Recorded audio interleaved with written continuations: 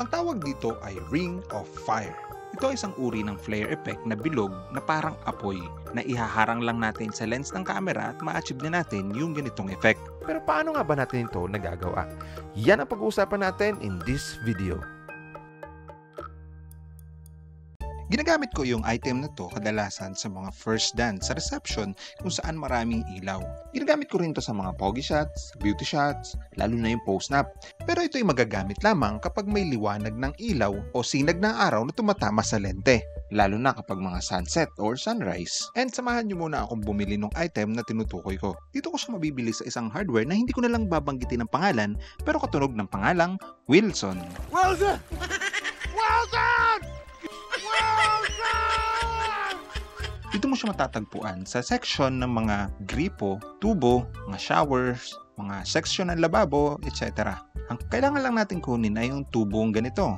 May iba't iba siyang sukat. Depende na sa'yo kung ano yung gusto mo. May mahaba, may maikli, may mataba, may payat. It's up to you. At mura lang naman siya. And also, hindi naman kailangan na kung gaano kalaki yung lente mo, ay ganun din kalaki yung tubo na bibilin mo. Minsan, okay nga, mas maliit yung butas eh. Pagkatapos natin itong mabili, kailangan natin siyang hatiin. Depende sa haba na gusto mo. For me, pinag-apat ko yung isang to. Or kung susukatin, maybe 2 inches mahigit ang bawat isa. 3 na nga lang pala itong nasa video kasi na-arbor na ng tropa ko yung isa. So, hindi lang sa Wilson tayo makakakuha ng ganitong item. Actually, libre nga lang eh. Pwede mo lagariin yung handle sa pintuan ng venue. Pwede ka rin magputol mula sa pool. Pwede rin sa CR. At kung mayaman-yaman ka, pwede ka bumili ng yate. Tapos kunin mo yung mga railings na to. Pwede yan. Mas magandang effect kapag galing sa yate.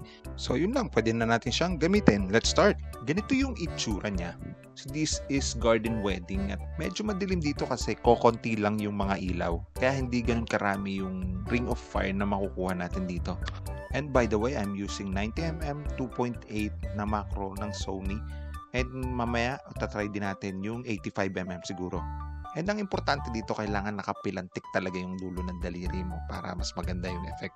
At syempre, hindi ka dapat nag-stay sa isang pwesto, kaya lipat ngayon tayo. Sa paglipat ng pwesto, hinahanap ko talaga kung saan medyo mas marami yung tama ng ilaw para mas marami akong makuhang flare effect. So, ginagalaw-galaw ko lang yung camera ko, yung lens ko, at saka yung mismong tubo ng konti. At hindi ko yung nilalapat talaga sa mismong lens. Pero kung mayaman ka, actually mas maganda kung ilalapat mo talaga sa mismong glass. Tapos ikikis-kis mo ng todo para mas okay kasi permanente na yung flare.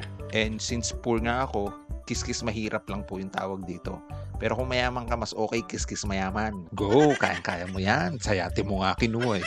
At ang isa pang importante, dapat naka-manual focus lang talaga. Kasi baka magkagulo-gulo sa autofocus pag ginamit mo to. Ang dahilan lang naman kung bakit tayo nakakabuo ng ring of fire na ganito, dahil dun sa bilog na silver na nasa loob mismo ng tubo. And speaking of silver, makainom nga muna ng soft drinks. Naiisip nyo ba ang naiisip ko? Ito yung first time na gagawin ko itong naiisip ko. Sige, subukan natin. At dahil nga silver din yung loob niya, try nating gupitin at gumawa ng sariling ring of fire gamit ang soft drinks na to. Siyempre, inumin muna natin yung laman. Sayang eh. So, gugupitin ko lamang yung pinakang gitna. And napansin ko na hindi siya ganun kakinis. Pero mukhang okay din naman. Tignan natin maging effect. So, irorolyo ko lang siya ng ganito. Tapos lalagyan ko ng goma para hindi siya bumuka. Tsaka para hindi masyadong malaki yung butas. At ngayon, tignan natin ang result.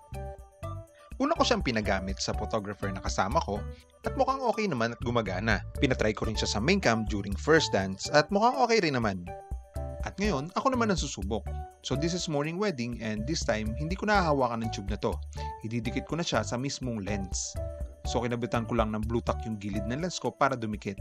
Dito ko siya unang susubukan sa pag-shoot ng beauty shots. First, nilagyan ko lang ng isang maliit na ilaw sa bandang likod niya. Ito yung magsisilbing ilaw para sa flare. Pinatong ko lang siya sa puno. Nakakatulong din sa pag-produce ng flare ang mga string lights na nasa itaas. At ganito ang na-achieve kong effect. Napansin ko na hindi na masyadong bilog yung flare niya sa likod kasi medyo nagusot na yata yung tube na to sa bag ko. And speaking of gusot, naisip ko na itupiin ng maraming beses yung tube na to at gagawa ako ng bilog na maraming zigzag. Parang ganito, kung ano-ano kasi naiisip ko eh. And katulad ng iniisip nyo, iniisip ko rin kung ano ba magiging effect nito. So tignan na lang natin. So ganito ang itsura niya. And don't worry, hindi nakalapat yung edge ng tube na yan sa lens ko. So if malaki yung lens nyo at ayaw nyo magasgas yung harap, pwede kayong gumamit ng mga UV filter para sa filter nyo lang ididikit yung tube. Para syempre, safe din yung lens nyo. And sa shot na to, nilagay ko lang yung ilaw sa itaas and this time, ang kukunin ko ay yung kamay niya, parang ganito. And to make it short, ganito ang effect na na-achieve ko. Perfect! Angas! Sabay. Ang ganda eh. Gawin na natin ng... Madalas pagdating sa reception, mapapansin mo ang main cam na kumukuha ng mga baso. Alam nyo ba yon? Kaya yung mga kilala kong main cam, ang dami nilang koleksyon ng baso sa bahay. Kinukuha nila yung mga basong ganito, tinatapat sa lens, at bumubuo ng ganitong klaseng flare effect. At alam nyo ba dito sa reception, mas marami kang makikita ng mga item na pwedeng mag-provide or pwedeng magbigay sa iyo ng ring of fire effect. Gaya na lang ito, nakikita nyo ba yung nakikita ko? Merong mga tube glass dito minsan sa mga upuan ng mga ninong na pwede mong ibulsa, pwede mong hiramin. So ingat na lang sa paggamit nito kasi baka mabasag mo pa, mapagbayad ka pa. Pero hindi ko sinasuggest sa inyo na gamitin yan. Meron naman tayong iba pang mga option. Alam mo ba na pwede rin natin gamitin ng mga party poppers na ginagamit ng mga coordinator during couple's entrance sa reception? Pero hindi naman lahat ng party poppers ay ganito. Nagkataon lang siguro na ang tagpuan kong party poppers dito ay para siyang glass. Pero plastic siya guys, pwede nyo dala-dalahin, hindi siya mababasag kahit mabitawan mo pa. Tatanggalin lang natin yung pinaka-handle, parang ganitong handle. So again, first time ko rin lang tong itatry, so putulin na natin. Plano kong gawin at least 4 inches siguro, bahala na si Batman. Dahil plastic siya, madali lang siyang putulin. And para makinis, gupitin natin yung edges. Pagdating sa venue, medyo napansin ko na parang mahaba pala masyado, so hinati ko pa siya. And gaya rin nung nakaraan, idinikit ko lang yung plastic tube sa harap ng lens, then start na tayo. This time, gumamit kami ng mas malaking ilaw sa likod, and pinaka-the best talaga dito kapag yellow yung ilaw mo. Una kong kinunan yung room, and then more on details lang yung mga shoot ko like mga kamay, etc. Hindi masyadong lalabas yung ring of fire sa mga angle na ganito, but I'm using it as ordinary flare sa mga side. Mapapalabas lang natin yung flare kapag tumama talaga yung mismong ilaw dun sa lente ng camera. Madalas ginagamit namin yung mga ganitong shots kapag power intro yung binubuo naming STE. That's why majority ng mga shots sa intro ay may mga flare or yun bang may pagka-mysterious yung mga datingan ng mga shots. Sinasabay rin namin yung pag-tilt down ng mga shots para sa mga transition and also minsan dalawa kaming nag-shoot para mas maraming angle kaming makuha. Basta mahabang explanation pero di naman kasi yun yung topic, so punta na tayo sa bride. Same lang sa mga shots natin kanina, ang ilaw ay nasa likod. Another tips nga pala, puti kasi yung ilaw na ginagamit namin sa likod and need namin maging yellow, that's why hinarangan namin ito ng cellophane o yung kilala sa tawag na plastic ng yema para color yellow yung magiging flare effect niya. And lipat naman tayo sa kabilang wedding. This time, hindi kami gumamit ng cellophane para gawing yellow yung ilaw.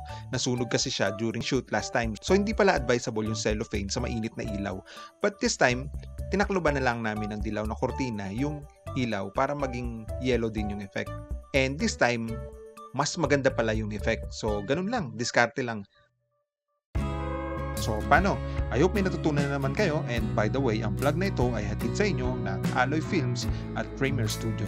And kung nagustuhan nyo ang content natin ito and bago ka pa lang sa channel na ito, hit mo naman yung subscribe button. Pakiclick na rin ang notification bell para updated kayo sa mga susunod nating content. And muli, maraming salamat sa panonood. Happy shooting!